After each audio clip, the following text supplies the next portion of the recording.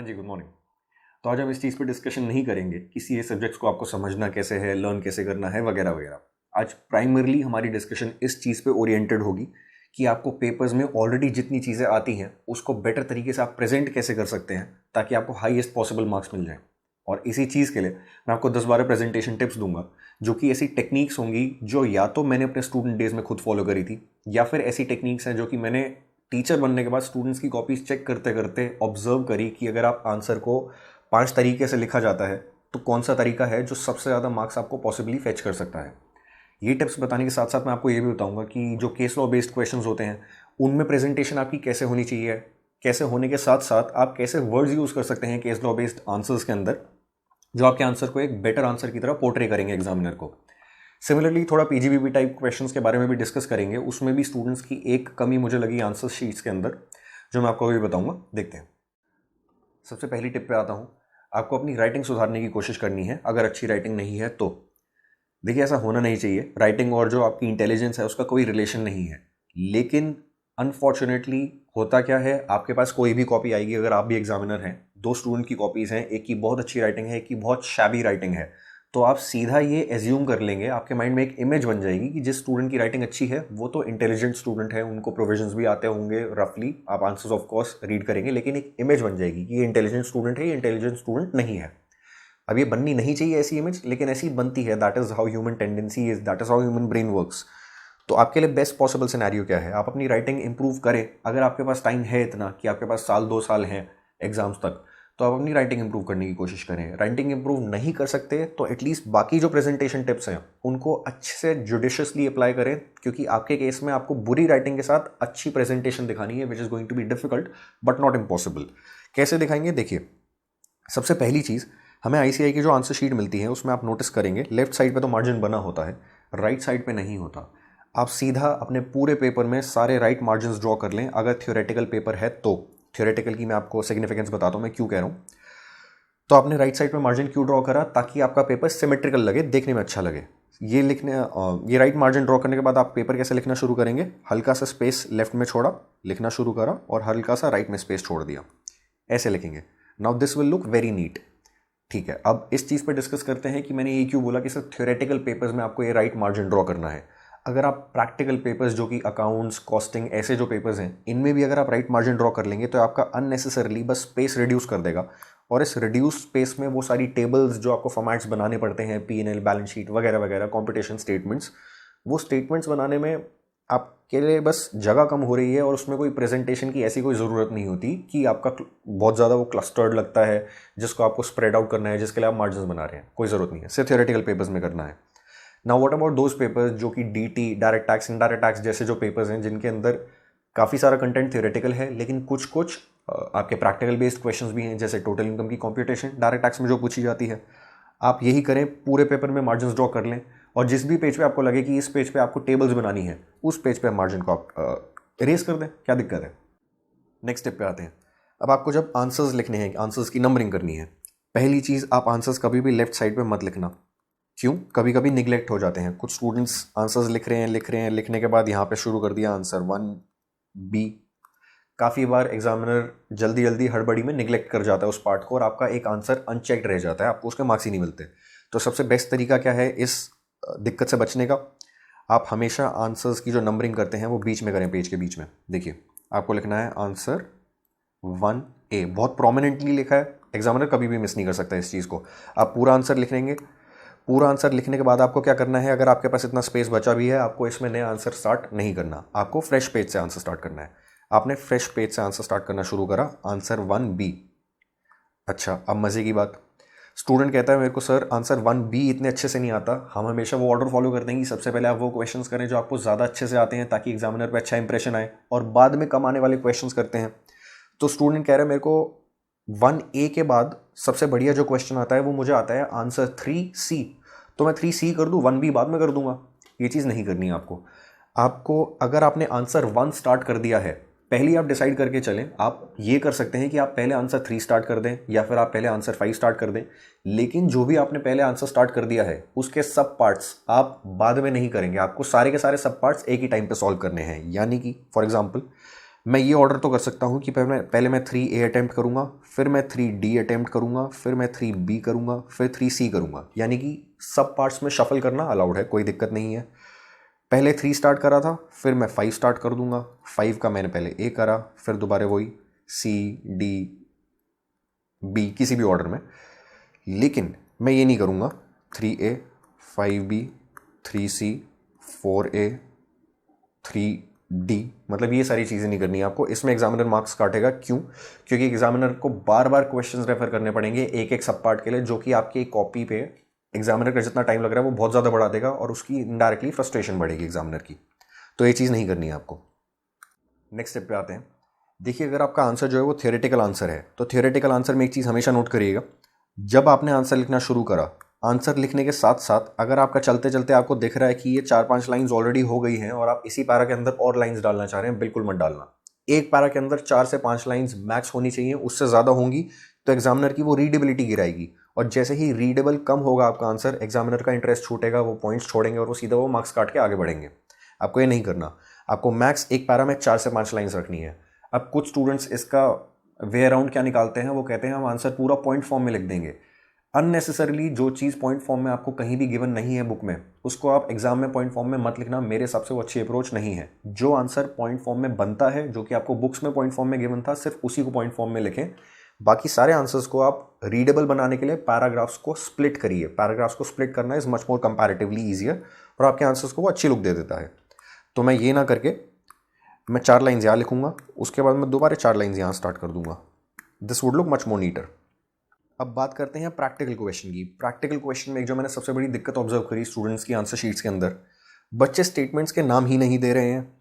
जैसे आपने कोई एक स्टूडेंट है, उसने क्या कर रखा था, ये टेबल बनाई, कुछ ना कुछ कंप्यूटेशन करी, अमाउंट यहाँ पे लिख के, फिर दोबारा कोई टेबल बनाई, इस टेबल में कंप्यूटेशन करी कुछ ना कुछ, ये दोबारा टेबल बनाई, इसमें कुछ कंपटीशन करी। अब मैं आपको बताता हूँ क्या करा। किसी भी स्टेटमेंट को उन्होंने नाम नहीं दिया और एक्चुअली उन्होंने बना क्या रखा था, ये वर्किंग नोट था आपका, ये थी statement of competition of total income, ये वाली, और ये नीचे उन्होंने थर्ड वाली बनाई थी, ये दोबारा वर्किंग नोट था। अब एग्जामिनर के लिए स्पॉट करना बहुत मुश्किल नहीं होगा कि कौन सा वर्किंग नोट है या कौन सा स्टेटमेंट ऑफ टोटल इनकम है, लेकिन ये एग्जामिनर को इरिटेट करेगा कि आपने नाम क्यों नहीं दे रखा स्टेटमेंट्स को, आप बता क्यों नहीं रहे कि आप उस बेसिकली उस टेबल के अंदर आप कर क्या रहे हैं, क्या चीज़ कर रहे हैं। कोई वर्किंग नोट से कोई कैलकुलेशन कर रहे हैं, या जो आंसर के क्वेश्चन के अंदर जो स्टेटमेंट पूछी गई थी वो स्टेटमेंट प्रेजेंट करके दे रहे हैं। This is a very small thing, लेकिन इट मैटर्स। आप हमेशा नाम दें चीज़ों को। वर्किंग नोट है तो वर्किंग नोट 1, फिर नीचे अगर आप टोटल इनकम कंप्यूट कर रहे हैं तो इसको आप नाम दें statement for computation of total income, full form में लेके सारी चीज़ें। और जो जो आपने वर्किंग नोट्स बनाए उनकी रेफरेंसिंग आपको प्रॉपरली देनी है हर जगह पे। जैसे यहाँ पे वर्किंग नोट 1 रेफर करो, यहाँ पे वर्किंग नोट 2 रेफर करो, वट एवर इट इज़, आपको उनकी रेफरेंसिंग करनी है ढंग से। नेक्स्ट चीज़ पे आते हैं। जब भी आप आंसर लिख रहे हैं, आप आंसर लिखते लिखते जो भी आपको इंपॉर्टेंट वर्ड्स लगें उनको साथ साथ अंडरलाइन करते चलिए। आपको जिस चीज़ पे अटेंशन ड्रॉ करनी है, आपको पता है आपने कोई सेक्शन नंबर लिख दिया जो कि आप 100% श्योर है कि वो सही है, आप उसको अंडरलाइन कर दीजिए। आपसे आंसर में कोई चीज़ पूछी गई है जो कि आप कंक्लूजन में उसका येस या नो में आंसर दे रहे हैं, अंडरलाइन कर दीजिए येस या नो को। बेसिकली सारे इंपॉर्टेंट वर्ड्स आपको साथ साथ अंडरलाइन करते चलने हैं, क्योंकि जो स्टूडेंट्स इस चीज़ को एंड के लिए वो करके रखते हैं कि नहीं एंड में मैं अंडरलाइनिंग करूंगा, नहीं मिलने वाला टाइम, इतना रीड करने का टाइम ही नहीं मिलने वाला। साथ साथ अंडरलाइनिंग करिए। अंडरलाइनिंग की वजह से होता क्या है, अगेन आंसर आपका ज़्यादा रीडेबल बनता है, एग्जामिनर के लिए पेपर में इंपॉर्टेंट चीज़ें स्पॉट करनी आसान होती है। और अगर आपने उनकी एग्जामिनर की इन वर्ड्स पे अटेंशन ड्रॉ कर दी तो बाकी जो वर्ड्स है ना, अगर इन्हीं वर्ड्स में आंसर मिल गया जो अंडरलाइन वर्ड्स हैं, तो बाकी वर्ड्स को काफ़ी केसेस में एग्जामिनर बहुत जल्दी जल्दी पढ़ जाता है, स्किम कर जाते हैं और इन वर्ड्स के बेसिस पे आपको मार्क्स दे जाते हैं। तो this is one of the important things. इसके साथ साथ जब भी आप कोई आंसर लिख रहे हो जिसमें पॉइंट्स हैं, सब पॉइंट्स हैं, आप इंडेंटेशन का ज़रूर ध्यान दें। जैसे मैंने कोई स्टेटमेंट लिखी, मान लीजिए यहाँ पे कि capital asset in income tax means the following items, तो ये करने के बाद मैं ABCD यहाँ से नहीं शुरू करूँगा, मैं कहाँ से करूँगा, मैं यहाँ से शुरू करूँगा, थोड़ी सी इंडेंटेशन। सिमिलरली ABCD लिखने के बाद मेरे को पता चला कि मेरे को आंसर में लिखना था कि कैपिटल एसेट ये सारे पॉइंट्स तो होते हैं, लेकिन C की 4 एक्सेप्शंस हैं, तो C की 4 एक्सेप्शंस मैं यहाँ से थोड़ी स्टार्ट कर दूंगा, मैं यहाँ से स्टार्ट करूँगा 1 2 3। आप देख रहे हैं हल्का हल्का आगे जा रहा हूँ मैं। This is called indentation. ये इंडेंटेशन आपको करनी है ताकि आपका आंसर नीट लगे, प्रेजेंटेबल लगे, सही लगे। देखिए नेक्स्ट चीज़ ये है, अगर आपको एग्जाम में किसी भी क्वेश्चन के रिस्पेक्ट में बहुत ज़्यादा कंटेंट नहीं आता लिखने का, तो जितना आता है उतना ही लिखिए। अननेसेसरली फट्टे मत मारने लगना, रैंडमली चीज़ें मत लिखने लगना। क्यों? ये हमारा बीकॉम वाला एग्जाम नहीं है जहाँ पे आप ज़्यादा चीज़ें लिखेंगे तो ज़्यादा मार्क्स मिलेंगे। यहाँ पे एग्जामिनर इरिटेट हो जाता है। किसी भी क्वेश्चन में आपने अननेसेसरली कुछ भी लिखना शुरू कर दिया रैंडमली, बिल्कुल ही कोई सर पैर नहीं है चीज़ का, आप बस लिखे जा रहे हैं एग्जाम अपने आंसर को बड़ा बनाने के लिए। दिक्कत क्या होगी, एग्जामिनर के माइंड में इमेज आ जाएगी कि इस स्टूडेंट को जितने क्वेश्चंस आते थे इससे पहले तक स्टूडेंट ने सारे निपटा दिए, अब से लेके जितने भी मेरे को क्वेश्चंस देखेंगे उनमें स्टूडेंट ने फट्टे मार रखे हैं, तो मार्क्स काटो, धड़ाधड़ काटो। ये इमेज आपको किसी भी टाइम पे नहीं देनी एग्जामिनर को, तो उतना ही लिखिए जितना आता है। एक और चीज़, आज के टाइम पे सिर्फ आपको एक ऑप्शनल क्वेश्चन नहीं मिल रहा है पेपर्स के अंदर। पहले सिर्फ एक ऑप्शनल क्वेश्चन होता था, आज के टाइम पे एक पूरा ऑप्शनल क्वेश्चन तो होता ही है जो कि आप कंप्लीटली छोड़ सकते हैं। उसके साथ साथ काफ़ी पेपर्स में कुछ क्वेश्चंस के अंदर इंटरनल ऑप्शंस होती है, यानी कि लेटेस्ट से क्वेश्चन नंबर 5 है, वो कह रहा है कि हमने आपसे 5 चीज़ें पूछ रखी हैं इस क्वेश्चन के अंदर, ABCDE, आपको सिर्फ 4 अटैम्प्ट करनी है। क्वेश्चंस को ढंग से पढ़ना, काफ़ी सारे स्टूडेंट्स हैं 5 की 5 अटैम्प्ट करके कॉपीज़ भेज रहे हैं चेक करने के लिए। आपके पास टाइम है नहीं इतना, 5 में से 4 ही चेक होंगी, तो आपको 5 अननेसेसरीली अटैम्प्ट नहीं करनी है। पेपर में आप इस चीज़ के लिए तैयार रहिएगा कि और भी इंटरनल चॉइस आ सकती है क्वेश्चंस के अंदर। फाइनली लास्ट चीज़ जो मैं आपको बताना चाहूँगा, सेक्शन नंबर्स। स्टूडेंट के माइंड में डाउट आता है कि सेक्शन नंबर्स हमें लिखने चाहिए, नहीं लिखने चाहिए, लिखने तो कितने लिखने चाहिए। जैसे लेट्स से एक सेक्शन है, सेक्शन 40A1A। अब स्टूडेंट के माइंड में आ रहा है कि मेरे को तो 40A1A पूरा याद है, लिखूं नहीं लिखूं। 100% आपको अच्छे से कंफर्म है, लिखिए। स्टूडेंट कह रहा है मेरे को 40A1A याद नहीं है, लेकिन मेरे को याद है कि ये जो डिसअलाउंस हो रही है सिर्फ 40A के अंदर हो रही है, इतना सा याद है, वो भी लिख सकते हो आप, आपको बेनिफिट करेगा। स्टूडेंट कह रहा है मेरे को ये भी याद नहीं, लेकिन मेरे को ये याद है सेक्शन 40 के अंदर डिसअलाउंस है, आप सेक्शन 40 लिखाओ सिर्फ पेपर में, आपको वो भी कुछ ना कुछ एज दे देगी। लेकिन द की इज सेक्शन तभी लिखना है, सेक्शन या केस लॉ का नाम, जब आपको 100% श्योर है। क्योंकि अगर आपने तुक्के में ये चीज़ लिख दी या फिर थोड़ी भी डाउटफुल स्टेट में लिख दी, ये आपका पूरा आंसर गलत करवा सकती है, सिर्फ सेक्शन नंबर लिख देना। तो it is not worth taking the risk अगर आप थोड़े से भी डाउटफुल हैं तो। जनरल प्रेजेंटेशन टिप्स तो खत्म हो गई है, अब मैं आपको कुछ स्पेसिफिक प्रेजेंटेशन टिप्स देता हूँ जो कि आपको एग्जाम में हेल्प कर सकती है। देखिए, सबसे पहले देखते हैं, अगर आपको केस लॉ बेस्ड क्वेश्चन मिलता है तो उसमें आपकी प्रेजेंटेशन कैसे होनी चाहिए। आपको किसी भी टाइप का केस लॉ बेस्ड क्वेश्चन हो, चाहे वो टैक्स सब्जेक्ट में हो, लॉ में हो, किसी भी सब्जेक्ट में हो, आपको हमेशा उसको 4 पार्ट्स में स्प्लिट करना है। सबसे पहला part will be issue involved, next part is going to be provision applicable, third part will be analysis, fourth and the final part will be conclusion. आपको हल्का सा बताता हूँ इनमें हम करेंगे क्या इन पैराग्राफ्स के अंदर, इन पॉइंट्स के अंदर। सबसे पहली चीज़, आप ये सिर्फ अपने माइंड में नहीं रखेंगे कि पहला पैराग्राफ इशू इन्वॉल्व पे होगा, सेकंड पैराग्राफ प्रोविजन एप्लीकेबल पे होगा, थर्ड इस पे होगा, फोर्थ इस पे होगा। आपको ये चीज़ एग्जैक्टली स्टेट करके एग्जाम में लिखनी है। मेरे हिसाब से मैं हमेशा ऐसी चीज़ करता हूँ, आप एग्जामिनर को हर पैराग्राफ के ऊपर लिख के बताएंगे कि अभी इस पैराग्राफ में मैं आपको इशू इन्वॉल्व बता रहा हूँ, इस पैराग्राफ में मैं आपको प्रोविजन एप्लीकेबल बता रहा हूँ। उससे एग्जामिनर के लिए आंसर में जो चीज़ वो ढूंढना चाह रहे हैं वो बहुत आसान हो जाएगी और आपको मार्क्स बेटर मिलेंगे। तो आप क्या करेंगे, सबसे पहले आप लिखेंगे पॉइंट नंबर 1 इशू इन्वॉल्व, नीचे आप स्टार्ट करेंगे पैराग्राफ लिखना। पैराग्राफ में आप क्या चीज़ लिखेंगे, एग्जाम्पल के तौर पर बताता हूँ, एक रैंडम केस लॉ बना लेता हूँ फिक्शनल। लेटेस्ट से टैक्स में एक केस लॉ बन के आया, एक असेसी था, उन्होंने बिजनेस का कोई खर्चा करा, 1 लाख रुपए का खर्चा था। अब उन्होंने क्या करा, उन्होंने 1 लाख रुपए के खर्चे को क्लेम करने के लिए 20 बिल बनवा दिए। जिस भी पार्टी को पे करा था वो अमाउंट, उसको बोल दिया 20 बिल बना दियो 5-5 हज़ार रुपए के, मैं सारी क्लेम कर लूँगा। अब उन्होंने 20 बिल लगा रखे 5-5 हज़ार रुपए के। यही आपको इन्फॉर्मेशन क्वेश्चन के अंदर गिवन है। तो पहली चीज़ क्वेश्चन आपसे क्या रिक्वायर करता है कि आप ये आइडेंटिफाई तो कर पाएँ कि यहाँ पे वो पूछना क्या चाह रहा है, और वो क्या पूछना चाह रहा है। वो केस लॉ में ये दिक्कत आई होगी असेसिंग ऑफिसर और एसएससी के बीच में कि एओ कह रहा होगा कि ये एक्सपेंस 1 लाख रुपए का एक्सपेंस है और इसको मैं 40A3 के अंदर डिसअलाउ करूंगा क्योंकि आपने कैश में कराया खर्चा। एसएससी क्या कह रहा होगा, ये 1 लाख रुपए का खर्चा है ही नहीं, ये तो 5-5 हज़ार रुपए के 20 बिल्स हैं, 5 हज़ार मेरे स्पेसिफाइड लिमिट से कम का अमाउंट है, मैं कैश में खर्चा कर सकता हूँ। तो this is the first thing जो कि हमें आइडेंटिफाई करनी है पहले पैराग्राफ में। पहले पैराग्राफ में आपको ये बताना है कि उस पर्टिकुलर केस लॉ में असेसिंग ऑफिसर और एसएससी के बीच में लड़ाई किस चीज़ पे थी, तो ये आइडेंटिफाई करना है। तो इसमें मैं वो चीज़ आइडेंटिफाई कर दूंगा पहले पैराग्राफ के अंदर। फिर आएगा प्रोविजन एप्लीकेबल। यहाँ पर आपको क्या करना है, यहाँ पे आपको सिंपल मैनर में बस इस इशू से रिलेटेड जितने भी स्टैट्यूटरी प्रोविजंस हैं एक्ट के अंदर, जितने भी सेक्शंस हैं रिलेटेड, वो एज इट इज स्टेट कर देने हैं बेयर एक्ट की तरह। कोई ओपिनियन नहीं देनी अपनी आपको यहाँ पे। सेकंड पैराग्राफ में सिर्फ आप as it is bare act state कर देंगे, जितना अच्छे तरीके से रेप्लिकेट कर सकते हैं वैसे रेप्लिकेट करिए। थर्ड पैराग्राफ में आते हैं एनालिसिस। एनालिसिस में आपको क्या करना है, आपने ये बता दिया कि यहाँ पे दिक्कत क्या आ रही है इस पर्टिकुलर केस में, आपने ये बता दिया स्टैट्यूटरी प्रोविजन क्या है। तो यहाँ पे बच्चे क्या दिक्कत करते हैं, बच्चे एनालिसिस में अपनी ओपिनियन देने लगते हैं कि हमारे हिसाब से ये होना चाहिए। आपको एनालिसिस में कभी भी अपनी ओपिनियन नहीं देनी।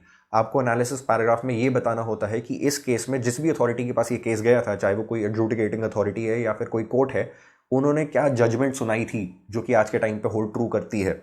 तो आपको वो जजमेंट लिखनी है, आपको अपनी ओपिनियन नहीं देनी। आपको इस एनालिसिस पैराग्राफ में ये लिखना है कि इस सेक्शन को पढ़ते हुए और इस केस को देखते हुए कोर्ट ने ये जजमेंट सुनाई जो कि इस केस में अप्लाई होगी। फाइनली कंक्लूजन पैराग्राफ में आप क्या करेंगे, आपको कंक्लूड करना है कि आपने एक क्वेश्चन पूछा था जिसका येस नो में आंसर बनता था। पूरी जो हमने समरी आपको दे दी सारी चीज़ों की कि ये एक्ट बोलता है, ये कोर्ट बोलता है, वगैरह वगैरह। उसके बाद फाइनली आप जो क्वेश्चन पूछ रहे थे उसका येस नो में अगर आपको आंसर चाहिए तो कंक्लूजन पैराग्राफ में मैंने आपको वो दे दिया। खत्म आपका केस लॉ वाला आंसर। अब केस लॉ वाले आंसर में कुछ आपको ऐसे वर्ड्स यूज़ करने चाहिए जो कि आपके आंसर को ऐसा दिखाएंगे एग्जामिनर कि भाई बच्चे को बहुत कुछ आता है। ऐसे वर्ड से एक इम्पैक्ट पड़ता है। Presentation is all about leaving an impact. तो इम्पैक्ट छोड़ने के लिए कैसे वर्ड्स आपको यूज़ करने हैं मैं आपको वो बताता हूँ। देखिए, सबसे पहले बात करते हैं इशू इन्वॉल्व वाले पैराग्राफ की। इसमें आपको कैसे वर्ड्स यूज़ करने हैं, आप स्टार्टिंग में सबसे पहले लिखिए in this very case the question which is asked is. अब आप क्वेश्चन क्या लिखेंगे, ये तो हमने जेनरिक लाइन कर दी जो आप हर केस लॉ वाले क्वेश्चन में लिख सकते हैं। In this very case the question which is asked is, उसके आगे मैं क्या लिखूंगा इस केस में, in this very case the question which is asked is whether expense of rupees 1 lakh split into 20 bills of rupees 5,000 each will be disallowed under section 40A3 or not। Question mark. आप देख रहे हैं issue involve में and में question mark आ रहा है। Question mark ना भी आए तो आप ये चीज समझिए उसको आपको क्वेश्चन की तरह पुटअप करना है। स्टेटमेंट मत मार देना कि इट इज नॉट अलाउड या फिर इट इज अलाउड, ऐसी स्टेटमेंट्स नहीं मारनी, क्वेश्चन है ये इशू। नेक्स्ट आते हैं प्रोविजन एप्लीकेबल में। इसमें कैसे वर्ड्स यूज करने हैं, इसमें देखिए आप जनरली स्टूडेंट्स क्या कर देते हैं, as per section this provision ये है, ऐसा मत करिए। छोटा सा चेंज है, लिखिए pursuant to the provisions of section 43A 43B 40A3 जो भी सेक्शन है, आपको वर्ड्स क्या यूज करने हैं, pursuant to the provisions of. Pursuant की स्पेलिंग परस्यूएंट। अगेन कुछ नहीं फर्क पड़ता, एक ही चीज बोलना चाह रहे हैं आप, लेकिन प्रेजेंटेशन का तरीका डिफरेंट है जो कि थोड़ा प्रोफेशनल बनाता है इसको। अब आप क्या करेंगे, pursuant to the provisions of section this. Section का नंबर नहीं पता तो आप लिखिए pursuant to the provisions of income tax act, ये प्रोविजन है। नेक्स्ट आते हैं एनालिसिस पैराग्राफ में। इसमें आप क्या करेंगे, कोर्ट की जजमेंट आपको बतानी है तो आप करेंगे इन this specific case it was pronounced that, फिर आप जजमेंट लिख देंगे कि क्या प्रोनाउंसमेंट थी। तो जेनरिक वर्ड्स क्या रहे, in this specific case the judgment which was pronounced is, या फिर it was pronounced that. Finally conclusion paragraph में इसमें आप क्या करेंगे, आप लिखें in the light of above mentioned points, फिर आप कंक्लूड कर दें, यानी कि in the light of above mentioned points this expense of rupees 1 lakh split into 20 bills of 5,000 each will not be allowed since this is a single expense split into multiple parts and will be viewed as one expense in substance. जो भी आपका case बनता है आपको उस तरीके से put up करना है। केस लॉ की प्रेजेंटेशन खत्म हो गई। अब देखिए फाइन जीबीपी चैप्टर के अंदर टोटल इनकम से रिलेटेड जो क्वेश्चंस आते हैं पेपर में, उसमें क्या करना चाहिए आपको प्रेजेंटेशन के लिए कुछ हटके। देखिए हम कैसे करते हैं उन क्वेश्चंस को, हम सबसे पहले ऐसा कुछ फॉर्मेट बनाते हैं जिसमें यहाँ पे आपका पर्टिकुलर्स आएंगे, यहाँ पे अमाउंट आएगा। स्टार्ट करते हैं हम, सबसे पहले हम नेट प्रॉफिट लिखते हैं, यहाँ पे फिगर लिख दी। फिर हम क्या करते हैं, हम उन आइटम्स को ऐड बैक कर देते हैं जो कि नेट प्रॉफिट में आपके इंक्लूड होने चाहिए, यानी कि जो इनकम्स इंक्लूड होनी चाहिए या फिर जो एक्सपेंसेस डिसअलाउ हो गए हैं। सिमिलरली कुछ आइटम्स को हम सब्ट्रैक्ट कर देते हैं, तो वो सब यहाँ पे आ गया जैसे आना था। और यहाँ पे हमारा एक्चुअल टैक्सेबल अमाउंट आ जाता है कि टैक्सेबल आपका, ये तो नेट प्रॉफिट जो थे आपके वो बुक्स ऑफ अकाउंट्स के हिसाब से थे, ये आपके आ जाएंगे पीजीबीपी इनकम। अब मज़े की बात, जब भी आप कोई आइटम को ऐड बैक करेंगे, मैं आपको बताता हूँ मार्किंग स्कीम होती कैसे है। लेटेस्ट से मैंने करा कोई expense which is disallowed under section disallowed under section 40A1। अब मैंने उसका अमाउंट यहाँ पे ये लिख दिया। मेरे को मार्क्स कैसे मिलेंगे? मेरे को मोस्ट केसेस में आधा मार्क इस चीज़ का मिल जाएगा कि मैंने एक्सपेंस आइडेंटिफाई कर दिया है कि ये डिसअलाउ होने वाला है और उसको मैंने ऐड बैक कर दिया, यानी कि प्रैक्टिकली जो मेरी कंपटीशन चल रही है उसमें इसका मैंने सही ट्रीटमेंट कर दिया। बाकी आधा मार्क मुझे किस चीज़ का मिलता है कि मैं आइडेंटिफाई कर पाऊँ कि सेक्शन 40A1 में जो डिसअलाउंस हुई है ये क्यों डिसअलाउंस हुई है, यानी कि मैं यहाँ पे एक्सप्लेनेशन लिखूँ उस चीज़ की। सेक्शन 40A1 ये प्रोविजन बोलता है इस केस में डिसअलाउंस क्यों अट्रैक्ट हुई है, क्योंकि ये सारे के सारे एप्लीकेबल हो गए, या फिर अगर नहीं होनी थी डिसअलाउंस इस सेक्शन के अंदर तो क्यों नहीं हो पा रही। बेसिकली मेरे को थोड़ा थ्योरी लिखनी पड़ेगी इस चीज़ के बेसिस पे, वो मेरे को आधा मार्क दिलवाएगी। तो आधा मार्क इस चीज़ का हो गया अमाउंट को ऐड बैक करने का, आधा मार्क हो गया इस एक्सप्लेनेशन का जो मैं इससे रिलेटेड दूंगा, इस डिसअलाउंस से रिलेटेड, आधा मार्क इसका मिलेगा।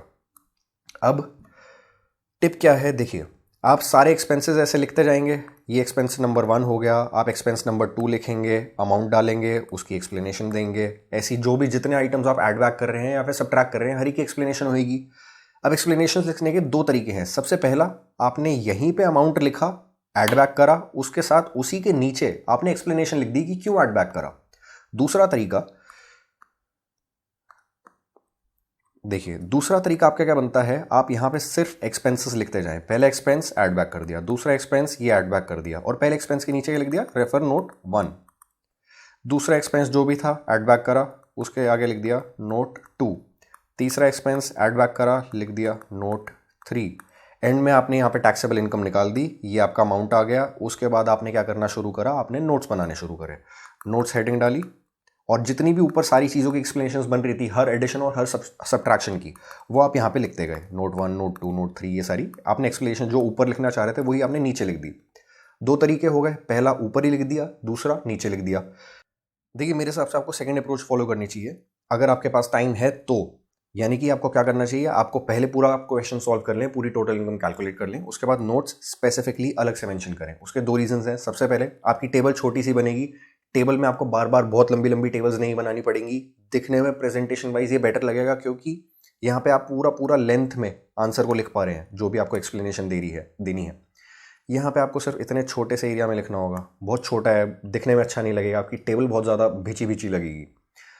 दूसरी चीज़, इसमें आपको एक और फ़ायदा क्या है, आप एक बार पूरा क्वेश्चन टोटल इनकम की कंपटीशन का कंप्लीट कर लेते हैं और एंड में अगर आप ये चीज़ देते हैं ना अपनी पूरी सारी एक्सप्लेनेशंस को, तो व्हाट हैपेंस इज आपकी मार्किंग बेटर होने वाली है। कैसे मार्किंग आपकी बेटर होने वाली है, देखिए अगर आपने ऊपर ही एक्सप्लेनेशन दे दी तो काफ़ी सारे एग्जामिनर्स की अप्रोच क्या होती है कि हर चीज़ में थोड़े थोड़े मार्क्स काटते चलो। अब एक ही मार्क की जो एंट्री है उसमें एग्जामिनर अगर काटता चला गया तो हर एंट्री में वो एक के आधे आधे मार्क्स देंगे, और आधे आधे मार्क्स जब वो देने लग गए हर एंट्री के, तो 16 मार्क का अगर क्वेश्चन है तो 8 मार्क्स से ज़्यादा फैच ही नहीं कर पाएगा बच्चा, 8-10 मार्क्स से ज़्यादा। तो या तो अननेसेसरीली बच्चा मार्क्स लूज आउट कर गया जबकि उसने पूरा सब सही लिखा था। तो यहाँ पे आपको एग्जामिनर की आइडियोलॉजी, उनकी थिंकिंग के साथ खेलना है। कैसे खेलना है, आप यहाँ पे करो ही वो चीज़ ना जो हर स्टेप में आधा आधा मार्क डिमांड कर रही है। आधे मार्क के 0.25 तो दे नहीं सकते वो, तो उनको हर स्टेप पे एंट्रीज देखेंगी ऐड बैक करने वाली, हर सही ऐड बैक के लिए उनको स्टेप मार्किंग करनी होगी, हर स्टेप मार्किंग पे वो 0.5 मार्क्स देंगे। यहाँ पे उन्होंने 0.5 दिया, 0.5 दिया, 0.5 दिया, आगे बढ़ते गए, सारी एंट्रीज़ के आपको 0.5 मिल गए जितने मिलने चाहिए थे। उसके बाद नोट्स की बारी शुरू हुई, नोट्स के लिए दोबारा उनको मार्किंग शुरू करनी होगी। अब नोट्स में दोबारा वही कहानी, हर नोट के 0.5 बनते हैं, कहाँ काटोगे। तो मतलब फ़र्क कुछ नहीं पड़ रहा, आप चीज़ वही कर रहे हैं, प्रेजेंटेशन वही दे रहे हैं, आंसर वही है, बस थोड़ा प्रेजेंटेशन को ऊपर नीचे करके आप अपने मार्क्स फेच करने के तरीके को, अपनी पॉसिबिलिटी को बढ़ा रहे हैं मार्क्स फेच करने की। तो ऐसे आपको इस तरीके से थोड़ा बहुत खेलना है, मेरे हिसाब से आपकी अप्रोच अच्छी बन सकती है ऐसे। फाइनली मैं आपको एक चीज़ बोलना चाहता हूँ, मैंने जितनी प्रेजेंटेशन टिप्स दी हैं इनमें आप बहुत सारी चीज़ें खुद से ऐड कर सकते हैं, और जो चीज़ आपको सूटेबल नहीं लगे अपनी रिक्वायरमेंट्स के हिसाब से उसको डिलीट भी कर सकते हैं। द होल आइडिया इज़ आपको अपनी कॉपी एग्जामिनर तक बेस्ट पॉसिबल मैनर में पहुँचानी है, ताकि वो आपकी नॉलेज के साथ साथ आपकी प्रेजेंटेशन आपके मार्क्स को अच्छे से फेच करने में कॉम्प्लीमेंट करे। So this is the basic idea. दूसरी चीज़, अगर आपको लगता है कि आपके पास ऐसी कोई प्रेजेंटेशन टिप्स हैं जो कि हमने इस वीडियो में डिस्कस नहीं करी लेकिन स्टूडेंट्स के लिए बेनिफिशियल हो सकती हैं, ज़रूर उनको कमेंट बॉक्स में लिखिए ताकि स्टूडेंट्स उनको पढ़ के भी बेनिफिट ले पाए। एक चीज़ हमेशा याद रखिएगा, नॉलेज बांटने से कभी कम नहीं होती, कुछ ना कुछ होगी तो बढ़ेगी ही। इसी नोट पर वीडियो को ख़त्म करते हैं। All the best for exams, bye.